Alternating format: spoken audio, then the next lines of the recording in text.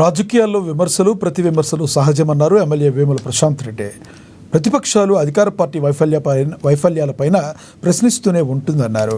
Gulf కార్మికుల విషయంలో మొన్నటి ఎన్నికల్లో కాంగ్రెస్ పార్టీ రేవంత్ రెడ్డి గల్ఫ్ సంక్షేమ బోర్డు ఏర్పాటు చేస్తామని, ఎన్ఆర్ఐ సంక్షేమ బోర్డు స్థాపిస్తామని హామీలు ఇచ్చారన్నారు. ఇప్పటి వరకు అమలు చేయలేదని ప్రభుత్వాన్ని అడిగానని తెలిపారు. దీంతో ప్రశ్నించారన్న నెపంతో తమ ఇంటిపైకి దాడికి పాల్పడ్డారని వేముల ప్రశాంత్ రెడ్డి ఆరోపించారు. ప్రతిపక్ష నాయకుడిగా, ప్రతిపక్ష పార్టీ ఎమ్మెల్యేగా నా బాధ్యత ఇది. ప్రభుత్వాన్ని ప్రజలకిచ్చిన మాట నెరవేర్చమని అడిగే బాధ్యత నా మీద ఉంటుంది.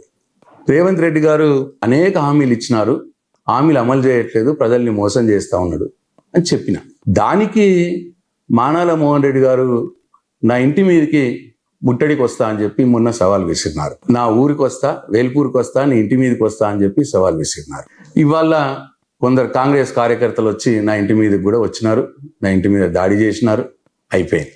ఇప్పుడు మానాల మోహన్ రెడ్డి గారి కడుపు చల్లబడ్డదా? ఇప్పుడు నా ఇంటి మీదకి దాడి చేస్తే ప్రజలకు వచ్చిన లాభం ఏంది? ప్రజలకు ఒరిగింది ఏంది?